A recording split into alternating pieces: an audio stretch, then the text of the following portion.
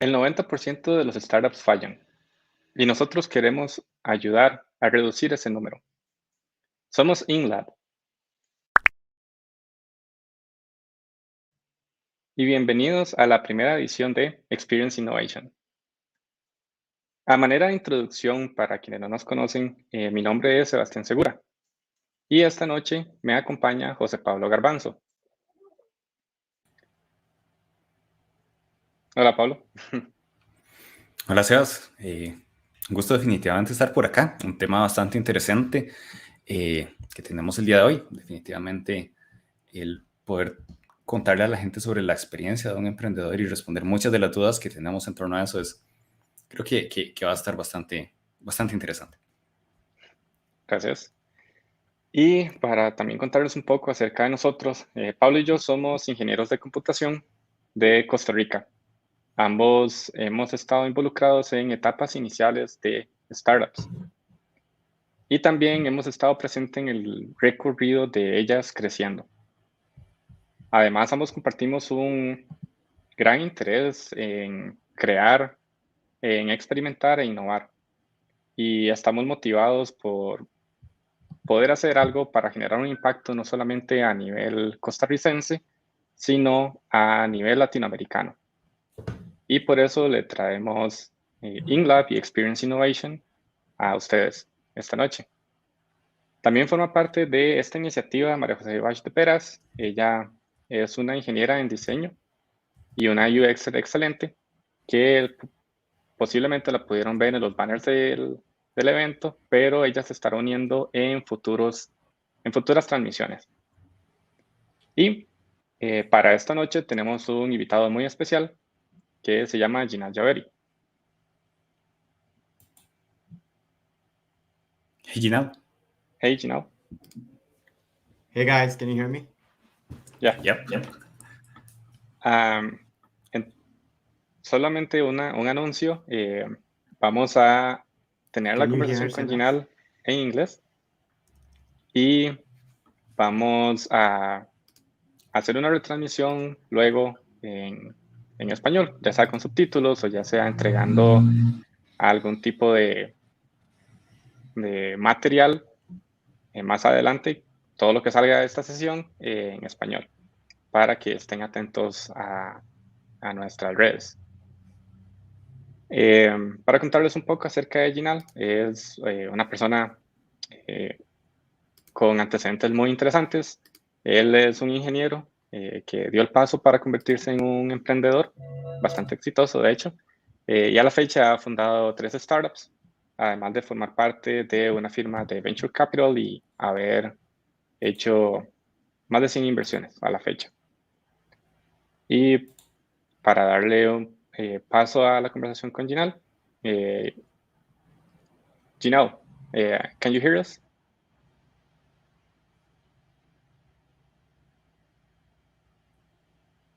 I can't hear Jinal. you. Yeah, we're live. We're doing an introduction. I cannot hear Sebas. I can hear Pablo. Oh, right. We're having some issues. Paulo, would you like to try? Let me try to. Should I try to refresh? Yeah. No. Mientras Jinal se nos vuelve a unir, vamos a contarles un poquito acerca de qué es Inlab y de dónde sale la iniciativa, ¿verdad? Y por qué estamos presentando a Jinal el día de hoy. Entonces, Inlab es un acrónimo, ¿verdad? Sale mucho de laboratorio de innovación, ¿verdad? Entonces, lo que queremos es poder ofrecerle a la gente experiencias de innovación y que puedan efectivamente aprender de los demás, pero de una manera bastante cercana, ver las experiencias y ojalá poder llevarse digamos, lo más sustancioso de los errores y de los aciertos de otras personas. Incluso poder experimentarlos en cuenta propia, ojalá por un workshop o algo por el estilo que hagamos al inicio. Como comentó Sebas al inicio, sabemos que cada vez hay más inversión en Latinoamérica. Sin embargo, el 90% de los startups que puedan hacer a raíz de esa información, de esa inversión y muchos de los esfuerzos que hayan, van a terminar fallando realmente. Entonces, lo que buscamos es poder darle a la gente experiencias y herramientas para poder cambiar ese número. Al final, lo que buscamos es poder permitirle a la gente tener experimentación, poder tener testimonios, poder ver historias, poder ver, etcétera, y que podamos sintetizarlo, sistematizarlo y convertirlo en herramientas que le podamos dar a la gente. El formato que estamos siguiendo es un live discovery. Entonces, esto es un proceso colaborativo que vamos a hacer a cambio para no solamente llevarles una entrevista o no solamente llevarles el cuento, la historia, lo que sea, sino que puedan del todo poder involucrarse en el proceso y entender los insights que realmente llevaron a una persona a puntos determinantes en su carrera. Entonces, el día de hoy, de hecho, estamos haciendo el primero, que es acá en compañía de Jinal. Tenemos la historia de él y lo vamos a hacer en formato live discovery. Entonces voy a agregar a Jinal nuevamente, creo que ya están resueltos los inconvenientes que teníamos al inicio, para empezar con el ejercicio. Hey, Jinal. Hey guys. Hola. Hey. Thank you for being with us tonight. Seems like we started with some issues, but they are solved now. Paulo was explaining a little bit about us, about Inlab, and about the format that we're gonna use tonight for you to tell us your story, and we start getting some key points of what led you through your success, right? So at any point, feel free to give us some more information about those key points that we're gonna see, and yeah, any information is going to be appreciated. But first, why don't you tell us a little bit about yourself before starting with the exercise overall? Sounds great. So yo soy Jinal, yo soy, I'll try my Spanish a little bit and then I'll jump into English. So yo soy cofundador as tres empresas. All the three companies have more than half the teams in Costa Rica. So thanks everyone for helping me with that journey. Quick background on myself. I'm an engineer by training. I did my computer science in an undergrad in computer science in India. And then I moved to the US as an immigrant when I was 21 to study computer science, master's in computer science at a university in Los Angeles. And since then, I have been in the US. For the first 10 years of my life, I worked as an engineer at some big companies that became small or disappeared, some small companies that became pretty big, some startups that did really well, some startups that did not do well. And my background was mostly back-end engineer and then full stack engineer. And then I had a role of systems architect, which is now kind of the new DevOps. And so it's the combination of applying your software knowledge to the systems architecture. And since then, yeah, I've been starting a bunch of different companies, and I'm going to talk about that a little bit more, but that's a quick background. Most of the companies, except the last one, have been started with my wife. So thank you for her support. She's actually a more hardcore engineer than I am. She is a VLSI hardware engineer and computer scientist. And yeah, that's it. So that's a quick background on how I got here. Thank you, Jinal. And again, thank you so much for being with us here tonight. I think we're gonna learn a lot about your story, and hopefully the audience will learn a lot as well. Okay, so to start, I want to ask you a very important question, I think, which is the beginning of everything, right? Why, in the first place, did you want to start a company? Yeah. So a few things kind of led me to start a company. First is I grew up in a family where my dad and my grandfather, they were all entrepreneurs. So my last name means jeweler, which means my family would sell jewelry.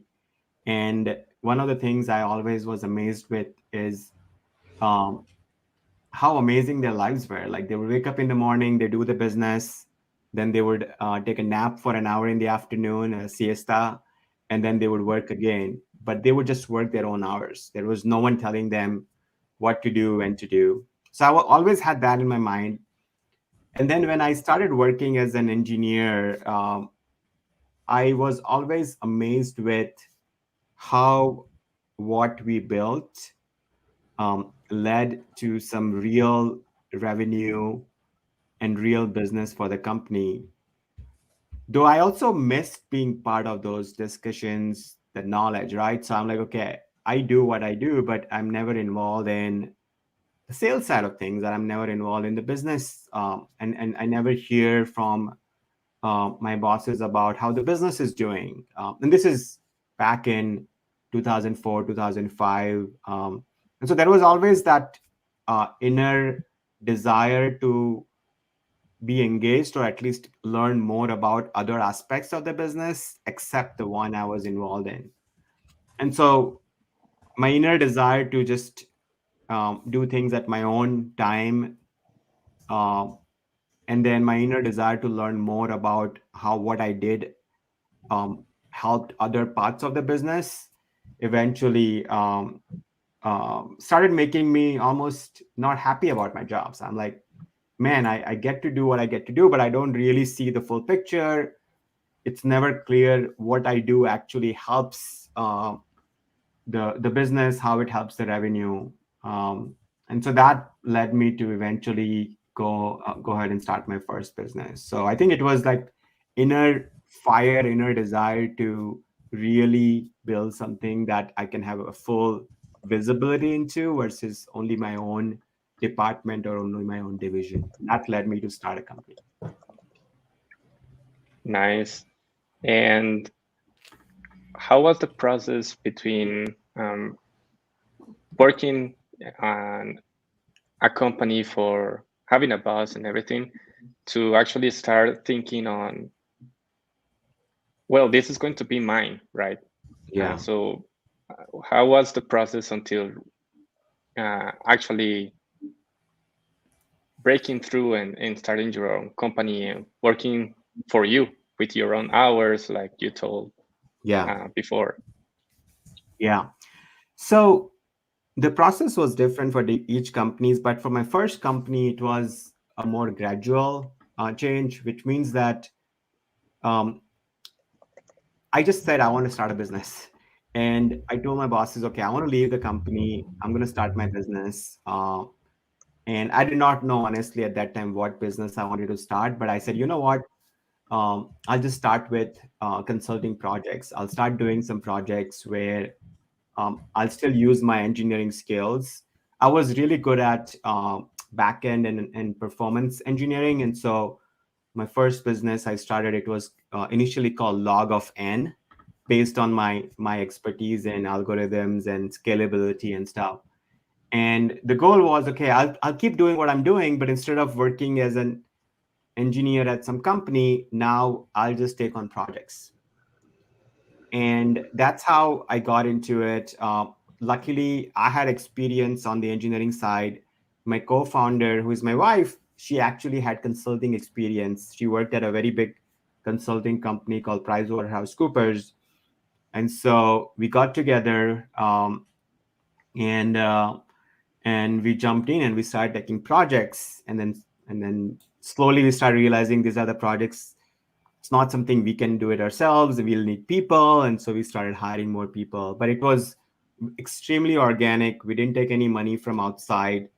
It was all kind of a gradual leaning into the business by providing services, which was our skills that we already had.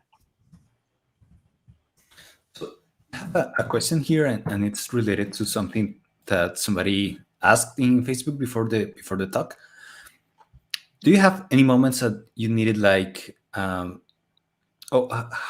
did you deal with that moment where maybe there's not enough revenue from the business, but you still have to live from it? The question literally says you're in that stage where a startup is generating just a little bit. So how did you survive that part? Yeah. Was that an issue? Yeah, so it was definitely an issue, and that means we did a few things. First is luckily the consulting money was coming in, but we had all the eggs in the same basket, which means my wife and I, this is the only thing we had. And my wife was pregnant with her first kid. And so absolutely, there was a time when um, if we lost the business, or if we lost one of the customers in the business, then it would be a big issue for us. And that happened, by the way. That happened a few times. So um, that's when we tapped into some of our savings that we had from our previous jobs. And then both of us didn't exactly leave our jobs at the exact same time. In fact, my wife left her job first, and then I still had the previous job. And then I took almost 6 to 8 months before I also left my job, and then we both did it full time. So there was also that short amount of time where we got some overlap in terms of at least one person's salary coming in and we building up the business. But then once we were full time in, then luckily we had enough confidence and enough customers in the business to give us confidence that, okay, now I think we're going to be okay. And how did you know that this was the right idea? Like this was the one that you wanted to take on? So for my first business, initially I was not clear. Initially, I wasn't even sure if this is something I want to work on. But as we started taking on projects and we started working on some exciting things for other folks, I think we started seeing, obviously, money was coming in. No one hates money. People love money. So that was awesome. But also the satisfaction we got from the impact what we were building had on millions and millions of customers and users. So that was awesome. Um, and then I think we'll talk a little bit about this, but we eventually spun out a product company out of this business, and that's when it was clear to us that it was one of the problems that we faced ourselves. It was in the school education space, where we built like a admission software for schools, and it was a problem we saw ourselves where we were applying my daughter to a school, and they asked us to fill out like 20 different forms, and we're like, this is crazy. We have like a driverless car company building a driverless car, but we're still filling out the forms for my daughter on paper. And so that's when we pivoted into, okay, this is a product idea that someone has to build it, because it's insane. This is 2013, where it's insane that people are still filling out paper-based form when everything else is going online. Did I answer your question? Yes, totally. So that last example was about School Mint, right? Yep, correct. Do you want to talk about like how was the experience from having this idea like this? This is kind of scratching your own itch. Like you were experiencing that problem. Would you like to talk us about how that went from that idea from turning it into a real business? Yeah. So now that we so there are two things happened, right? One is we saw this problem where we had to apply our daughter to a school and we had to fill out the paper-based forms, and we thought that was crazy. But my consulting company also gave us some experience building software for schools. And so we had some experience also understanding what it takes to build software for schools, what are the complexities involved, how do you get users and stuff like that. So those two things came together. And then first thing we did was we applied to an incubator. The incubator was called Imagine K-12. Now it's part of a big incubator called Y Combinator. And we applied to the incubator not knowing if we're going to get in or not. But that was honestly life-changing, because even though we had amazing income coming from my previous business, Login, this allowed us to get out of our comfort zone and then really dedicate ourselves to also building a product company. So I see incubator as, almost think of it as a accountability infrastructure that you put in place, where you have 3 months or whatever the time is to first polish the idea that you want to solve, iterate on it, and build at least some sort of MVP that you can actually roll out to real users. So that was very helpful, because we had money coming in. We didn't have a lot of pressure to build another company, but going through that incubator put us through that tight timeline on, okay, we need to build this and we need to get it out of the door and we need to get real users, all in like 3 months. So that was very helpful. Right. And since this was your second experience, coming back to the first one, what was like the most scary part about starting your company, your first one? I think the scariest part is going from getting a paycheck every 15 days, that assurance that you are going to get the money in the bank no matter what, whether you're sick or not, to going from that comfort zone, that assurance, to going to that insecurity of, hey, even if you do the work, the client might not pay you, or the client might want to pay you, but they might just go out of business because the company that you were working with was not successful. So I think that uncertainty is something that we saw. It's pretty scary, especially because we had a kid at that time, and we were responsible to take care of her and food and stuff like that. So I would say that's the biggest one, is that jump from uncertainty of not getting paid for months and months and months. It's probably the hardest. Right, I see. Totally. I get. I think everybody that goes through this eventually reach this point where they just have to take the leap of faith, right? And know that they have to go all in, or if it's the right way, right?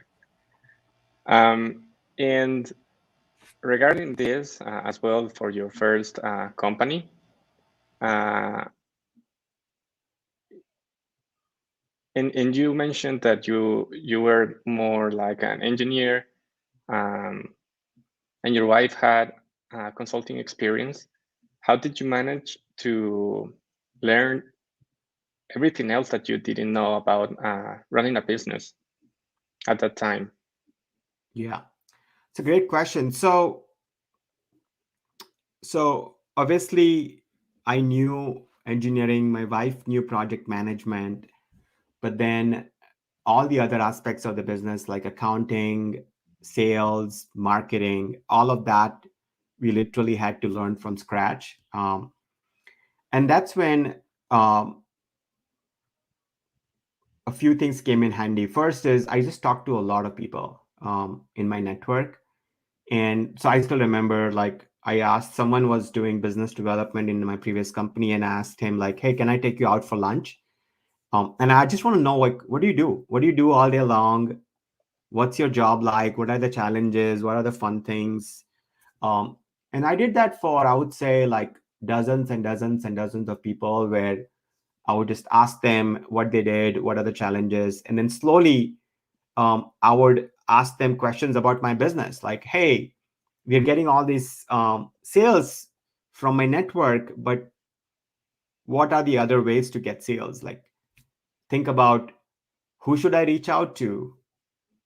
Well, how do cold emails work, right? Like, all of you must have received a cold email from someone, and it blew my mind as an engineer that you can just send 1,000 emails and 10 people reply and 2 people buy your product. That's amazing, right? That's real stuff that actually works. But logically, you're like, wait, really, that's what you need to do? But I realized that that's just part of building up the machinery for a business. Like, the machinery, it's not just product, or it's not just the technology, but it's the other aspect of business that bring you revenue, that bring you people know who you are, who your company is. And then the aspect of the business where you need to pay people, you need to give benefits, you need to manage accounting and finance and stuff like that. Luckily, what I learned is, and again, I have biases because I'm an engineer. It was honestly easy for me to pick up other aspects of the business compared to someone else who has experience, let's say, on the business side, and they want to pick up hardcore coding. It's hard. It just takes longer time to learn. I mean, it's still possible. So for me, as far as I was open to learning and talking to a lot of people, it allowed me to just learn about other functions that I was never exposed to. I have a question there. You have mentioned it, a network several times. How did you build that network before starting your business? Yeah. So that's one of the biggest things that I focused on during my jobs is, in every company that I worked at, I made efforts to connect with other people that were not in my function.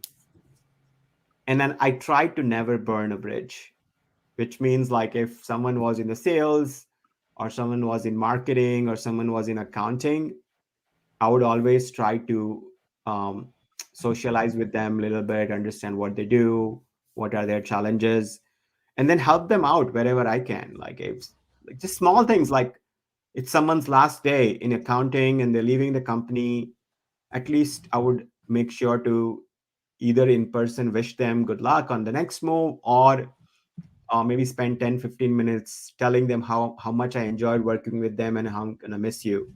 And those tiny gestures helped me keep in touch with these people over years and years. If I could help them out, like, hey, let me know if I can be helpful to find your next job, or if you were planning to move to the San Francisco Bay Area, let me know if I can be helpful. Take them out for lunch if they're going to leave the company. Those small things allowed me to keep in touch with these folks. And then when I wanted to learn about their function, it was much easier.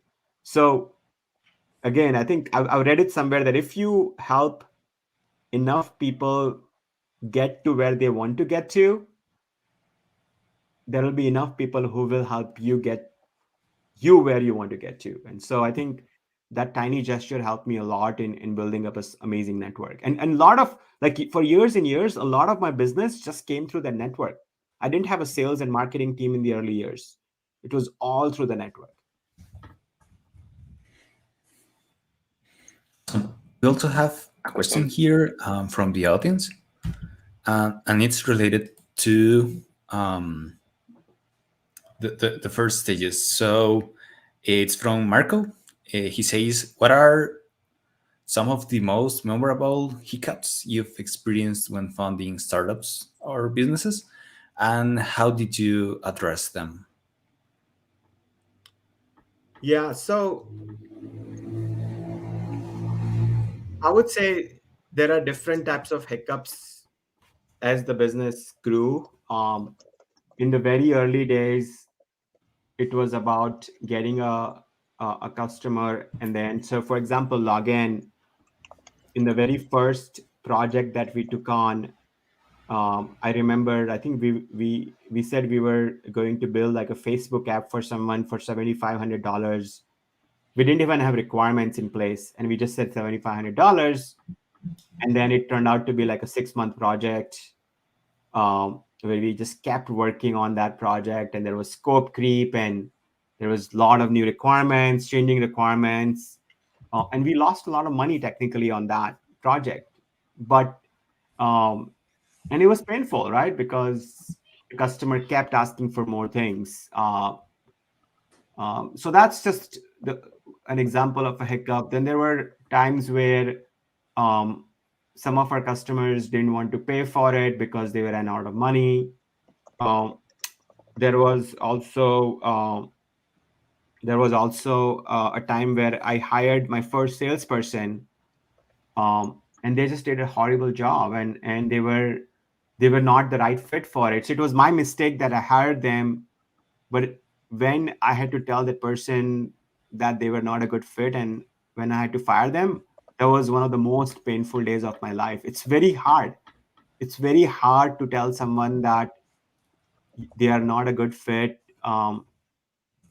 And so I think those are some of the, I would say, the most memorable hiccups we had in the earlier days. The fun part about this is like every day or every week has some sort of hiccup, but as you run the business, you start handling them better and better over time. So first time firing someone is very hard.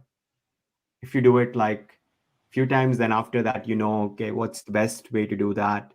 Or getting earlier customers and keeping them happy is hard, but then once you figure out the framework, then it gets easier and easier over time.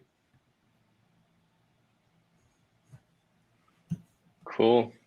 And moving forwards with your first login or school mint, after you launched the idea and you already had a more consolidated company, which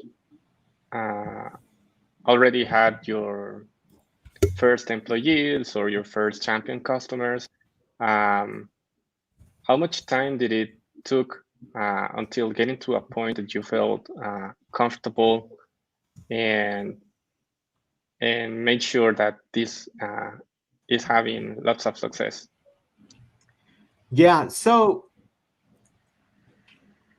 if I double click on my Schoolmint journey, there are kind of 3 or 4 different phases of the company. First is getting the product out and getting the early customers. And I think that took around 6 months to 9 months to get some early customers. From there so I would say like success is defined differently for different stages. First success is just getting the first product out and make sure that that's the product that people want to use. That's the early product market fit. Then the success is defined as getting enough users, but also getting money, fundraising to make sure that you can keep paying and keep growing the business. Then at some point, the founder moves from a product person to also like a CEO, where now you're responsible for 50, 75, 100 people in the company. So Schoolmint, we grew almost to 200 employees. And so the role changes from getting involved in the product day to day to then enabling your executives to then be good at what they were at. So instead of trying to be a superhero by getting involved in everything, now trusting someone and then helping them and enabling them to do that. So I would say like the full journey from first day to the seed round was around a year. From seed to Series A was another year. And then we ran it before we got acquired in 4.5 to 5 years. And we were lucky too, right? We were lucky enough that we could do all of that in that 4 to 5 year journey. And not everyone is lucky. So there was also luck that played a factor at every stage, like luck that my co-founder and I got along well, luck that some of our early employees were amazing, luck that we got some very early amazing customers who became our champions and helped us get more customers. So all those things kind of added up. But that was the timeline between like the first day to getting acquired. I see. And And okay, go, Paul. would you tell us about your MVP? Since when you're about to launch, it's hard to stay focused and have like a problem that's small enough so you can build a solution, but it's big enough so it's valuable for people. So what's your what was your MVP for Schoolmint, and how did you decide that it was the right thing to try? Yeah. So as I explained, like Schoolmint helped families fill out application forms online, right? Um, Now, the very first version that we built was literally 3 or 4 different things. Like parents can log in, parents can sign up, they can fill out the form, and they can submit the form. And then there's an admin interface that can be reviewed. So the way we thought about MVP was that it was solving the most acute pain point for our customer. The most acute pain point in Schoolmint's case being, instead of having to fill out a paper form, now they can fill out a digital form online. And after that, obviously, we expanded to do a lot of other things that happens after you submit your application. It goes through approval processes, and it goes through selection processes, and a lot of different algorithms and stuff like that. The way I would say you define the MVP is first understand the problem.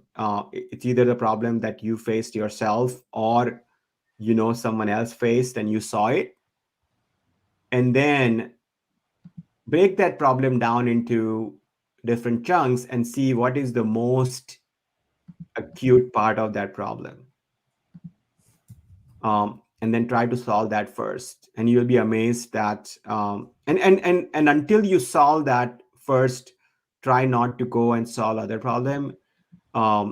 Just because I think that if your assumption that the problem is acute, then that itself, it should be improving the lives of someone that you're solving it for, not by 1x or 2x or 3x, by 10x or 15x or 20x.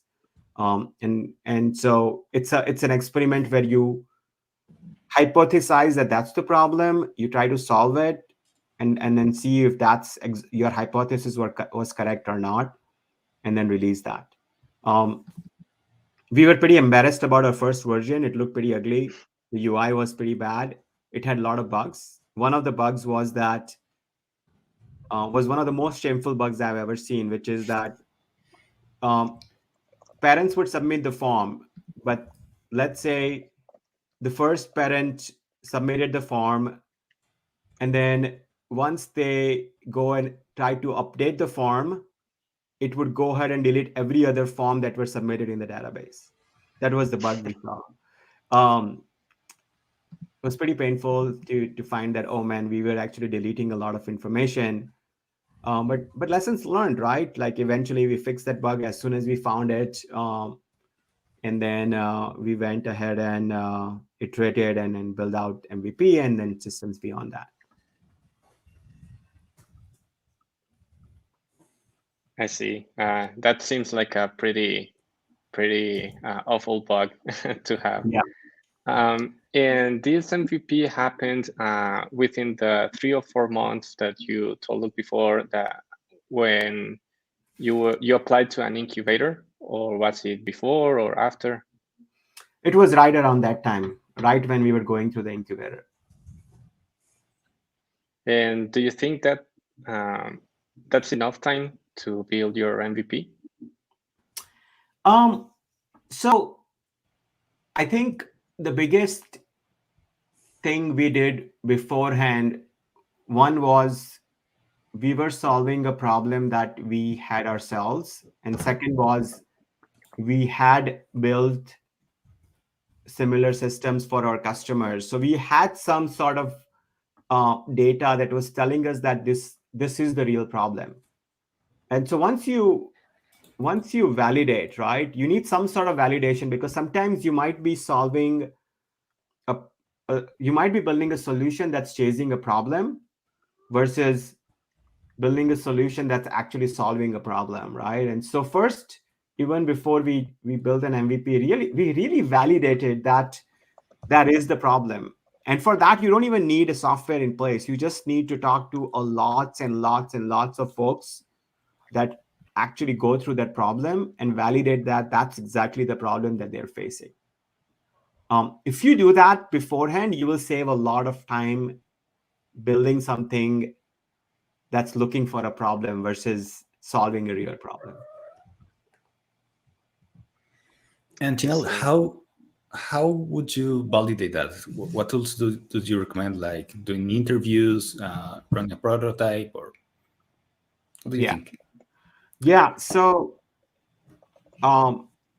just talking to a lots and lots of users, and then first just start with the validation of the problem, um, asking them if that's really a problem, like asking parents, is it really painful to, in my case, is it really painful to fill out the paper-based forms? What are the issues with it? And so when we ask them, we realize that it's not just about filling out the forms. You fill out the forms, you give the form to the school, the school reviews the form and then sends you back saying that you missed out on these 4 or 5 different fields. You fill it out, you send it back to them, and then they tell you, oh, you missed out the signature here. And so those things came up in our interviewing some of these parents like us. And then also we interviewed the schools, because our customers who were paying for us were schools, they were not parents. And so we asked schools, like, how big of a problem was it?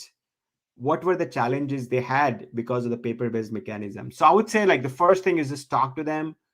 And then once you talk to them, once you narrow down that MVP or what's the first part of the problem you want to solve, that's when you can start creating these prototypes. And right now, obviously, everyone is super lucky. There are so many tools to build it. 10 years ago, 8 years ago, there were fewer tools. I still remember we would use things like um, Google Docs or PowerPoint, where we would just draw the blocks and show it to the users. Obviously, now there are much better tools like Figma and others that people can use. And what do you think that are the most common mistakes that people make when trying to build an MVP? I think it's very exciting to build, right? And most people want to build. And so it's very easy to jump into building things versus actually validating that that thing that you're going to build is solving a real problem or not. So I would say, like, most people don't have patience, because engineers love to build, product designers love to build, right? And you can keep building for years and years, realizing that actually no one cares about your product. It's very painful, because you put in like so much time and effort and passion into building something, only to realize that no one gives a damn about your product, or the problem you were solving is not acute enough that people would want to use it or pay for it. So I would say that's the biggest mistake, is really understand the problem that your product or your solution is going to solve, um, before continuing to add feature after feature after feature. And you have mentioned it before that you had a couple of experiences that weren't as successful as Skullmint or Mismo or Enable. Um, was any of them due to this same um, factor that you have mentioned here? Like it was very exciting to build, or why were they like not so good experiences? Yeah, so I think a few problems that we solved. In fact, even at Enable, when we started solving the problem, we were solving a problem that we thought was very acute, right? We were solving the customer references problem where anyone, like, you might have faced it, right? You're applying to a job, someone asks for your reference, they want to talk to the reference, they want to schedule a call. It's so painful to schedule a call. You keep pinging them.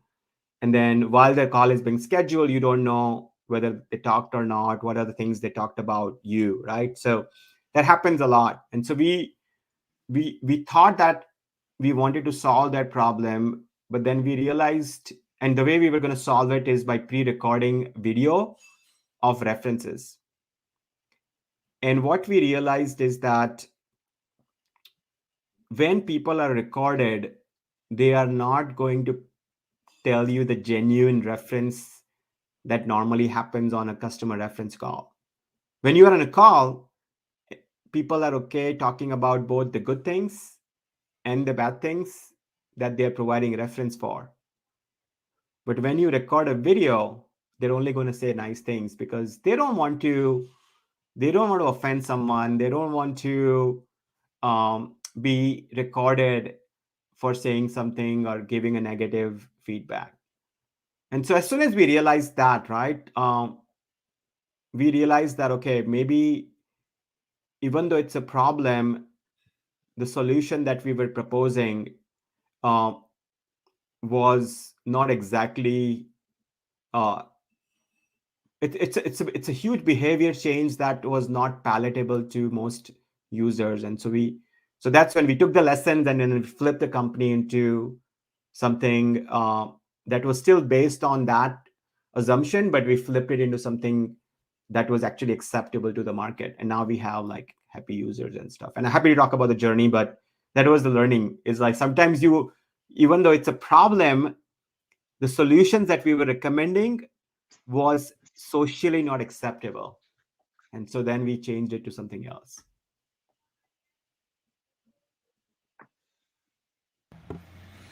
And then after that change, you kept on with that idea, or it was a different idea?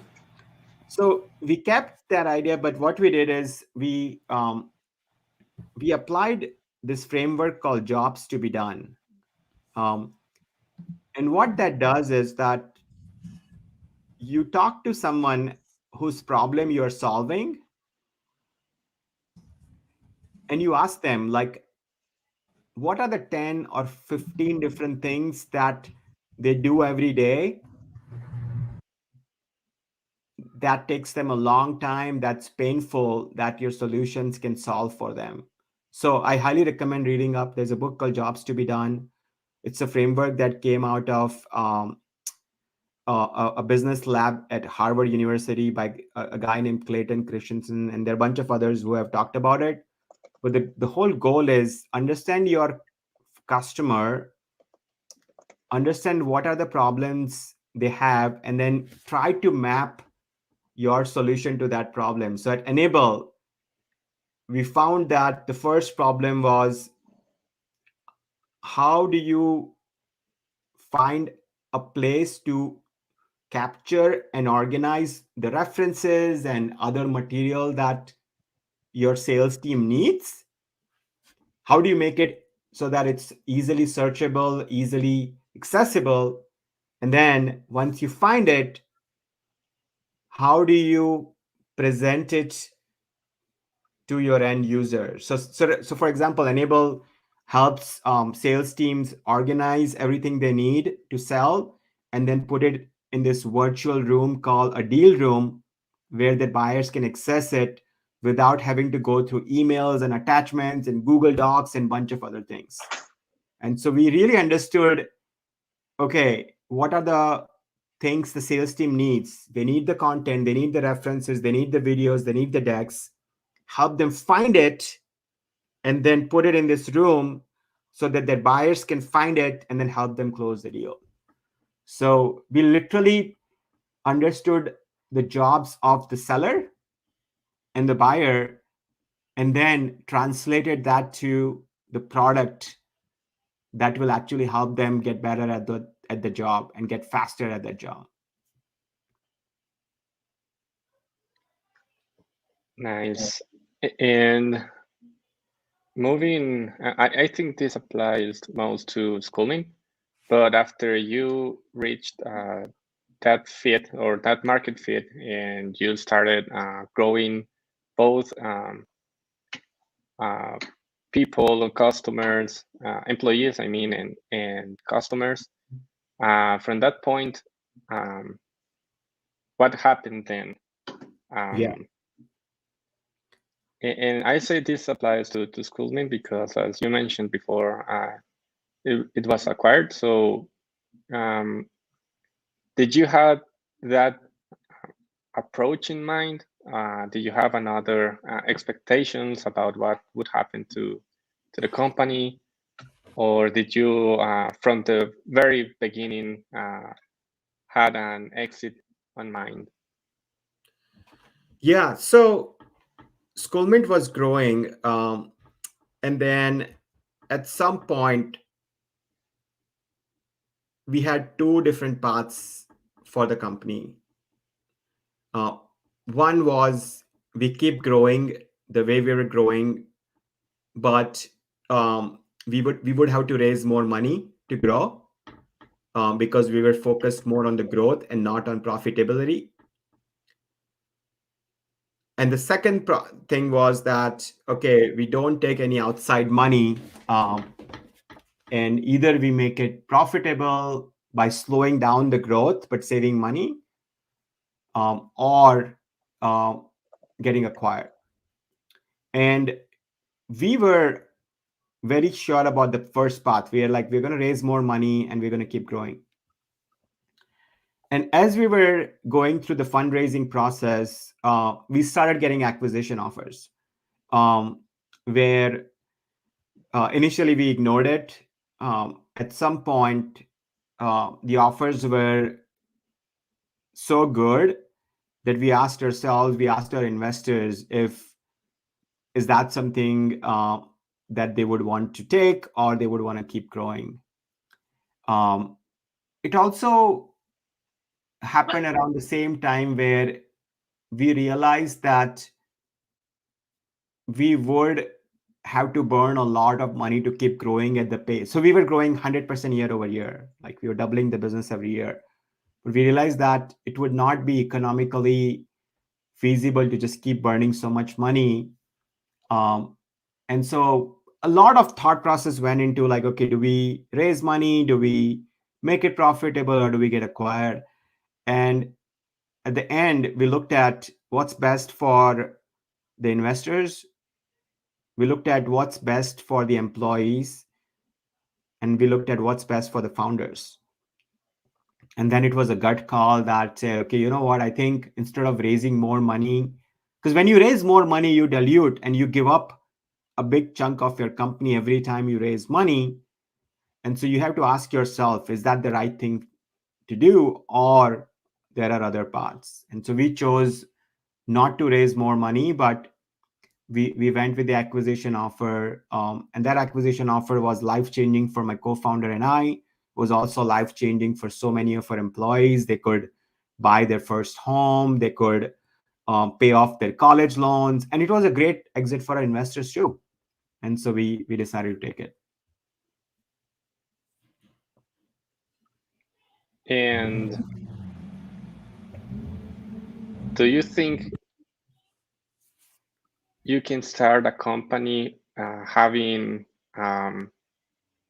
starting from how would you get acquired, or having like a specific exit on mind? No, you can, no, I mean, I would totally advise against you. I think it's very hard. So first is, it's very hard to optimize with an exit in mind, because you don't know when the exit is going to come. Is that exit going to be in form of an M&A, or is that going to be IPO? So I would say you can't control any of that. What you can control is solving a real problem, building an amazing product that solves that problem, and then keep building extremely happy customers and extremely happy employees. So those are the things you can control, at least to some extent, right? Because that's in your hand. So I would say that instead of optimizing for an exit, you optimize for growth, optimize for happy customers, optimize for happy employees. And then if you do all of that right, and if you're lucky, right? Because I don't want to give away the part of luck. I don't think luck is the main portion of it. I think your conscious effort on building a good product and making sure your customers and your employees are happy, if you do an awesome job at that, then you start reducing the percentage of luck that you need to get there. I would say like you optimize for that, and then there are enough companies that would come and want to buy you, or you can keep growing and take it public. I see. I ask this because lots of people are already thinking that they want to be millionaires or become millionaires, right? Or maybe they're thinking on signing a huge deal and getting acquired or something like that. But I guess that's kind of a motivation of getting really rich. But Yeah. for your case, what was your main motivation that kept you going through all this journey?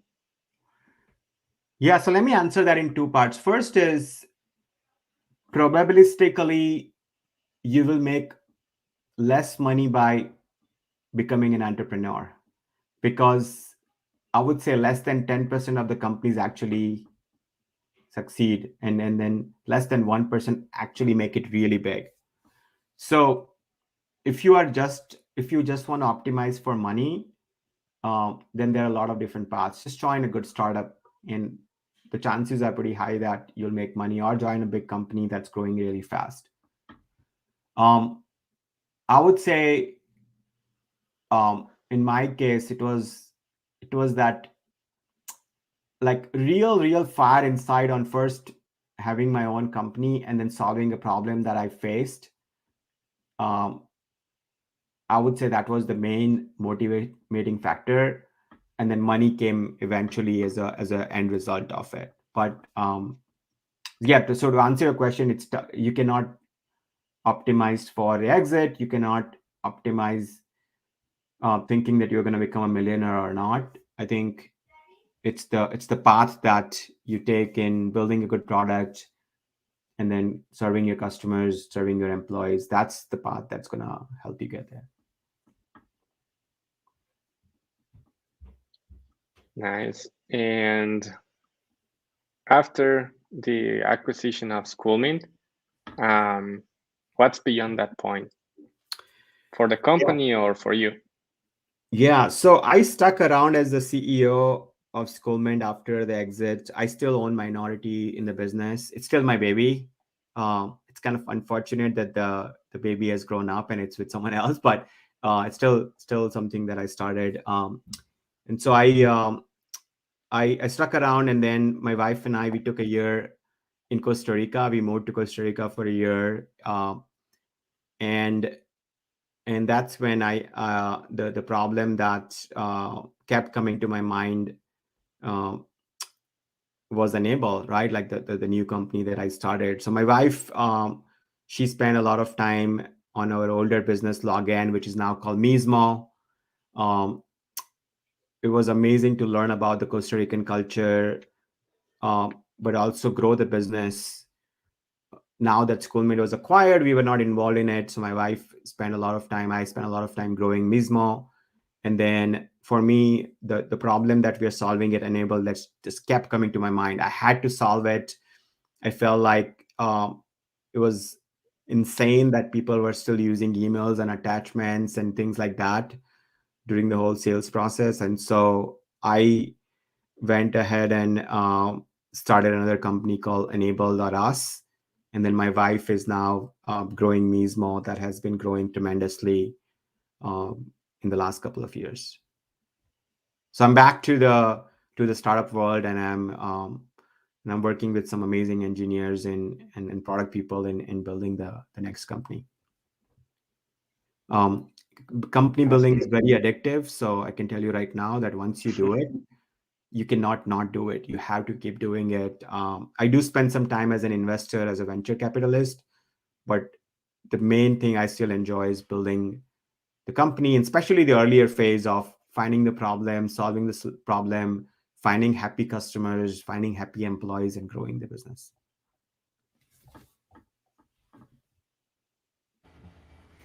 Awesome. And to wrap this up, I have two other questions. Yeah. The first one is, what would you do different? If you had the chance to change something, whether it was with Login now mismo, Schoolmint, or now with Enable, what would you change, or what would you do different? Yeah, so I have a framework that when you are building a product, trust the feedback and validation that you get from lots of folks more, and your gut instinct less, because your gut will tell you, oh, I should build this, I should build that, but always a good idea to validate that. So that's when you're building the product. But when you're managing employees, when you're managing team members, when you're managing human beings, trust your gut instinct more. And so when you're hiring someone, then you will never have enough data to validate if they are the best people or not. But that's when your gut instinct comes in. So there are times when you should use your gut instinct more, and there are times when you should use your gut instinct less. Product building, trust the data, trust the engagement analytics. Team building, trust the gut instinct more. So I would say that's something I've learned by making so many mistakes over years and years that I would remember now and try not to make that mistake. I see. And I think you already answered the other question, which was what was the most important piece of advice that you could give us. But I think this is already a great advice. Yeah. So anything else? Yeah. One other thing I want to add. So company building is not a linear path, right? There will be times when it gets extremely tough. And I'm not kidding, it's get extremely tough. And it could be a bad bug that causes lots and lots of very angry customers, or a very unhappy employee who's not happy about the benefits you announced, or fundraising, you getting hundreds and hundreds of no's, even though you believe it's the right company to build. A lot of investors will say no. So it gets very tough during sometimes. It's a roller coaster. And so it's very important to nail why you want to start it, because every time, if it's going up, it's all good. But when it's going down, when things get really, really tough, and they will, I know that because I've been through it so many times now, it's important to go back to your why on why you started it. And if you're not clear on that why you started it, then you're not going to have enough passion, enough commitment to keep going at your company. And you might just give it up, and you might go back to whatever you were doing before that. So I would say, like, really nailing that why is critical before you even start your company. Okay. And I think for this exercise, at least hearing your overall story, right? I think we already have lots of cool information, advices, lessons learned. And thank you so much again for that. And just wanted to check with the audience and Paulo if we have any other questions we can have a quick Q&A section just to finishing this up. We do have a couple of ones related to investing in other companies. So let me check for a quick one here so we can wrap up. I am not able to find it right now, but I remember what the question said. How do you manage your investment? Like, how do you pick them, and how are you able to manage, like, to keep up with your investment after you have like dozens of bets at the same time? Yeah, so I think my philosophy on investment is very simple. It's like, is the company, three things, right? Is the company solving a problem that I'm having and I would want to use the product?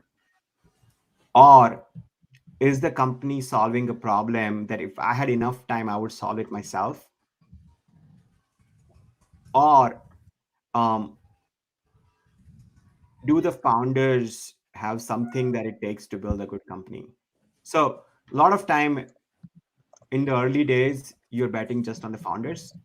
You don't know, because the idea that you start with might not be the idea that eventually you land at. So I think that's the framework I use when I invest in companies. And then I think I'm happy to talk more about investments, but I personally write smaller checks in these companies, and then if they look for more, if they want more funding, then I have a lot of venture firms that I'm connected with, and so I introduce to them. I'm a part-time venture partner at one of the funds, and so if they want to raise more than, let's say, $1 million, then I introduce them to the partners at the fund. What was that the question? Did I answer that? Anything else I can add? Okay. Totally.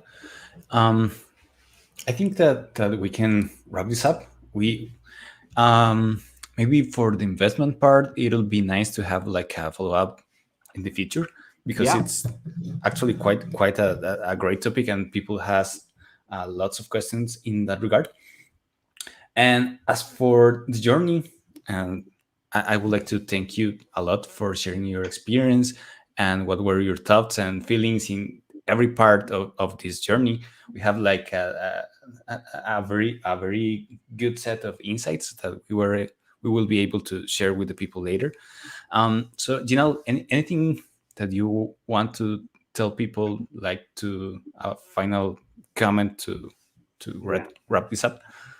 Yeah, so thanks again for having me on the first episode of this. I'm excited. I mean, one thing I want to tell is I'm a big fan of Costa Rica in general. Every single company of mine, right, Mismo, Scoment, and Enable, Costa Rica and amazing people from Costa Rica have played a big role in our life. So my family is thankful to them. I'm thankful to you. But that also means that if anyone in Costa Rica is ever considering entrepreneurship and want to talk to me, need my help in product, in fundraising, I have open doors. So you can either reach out to me on my LinkedIn, just search for my name, or you can just email me at jinal@enable.us.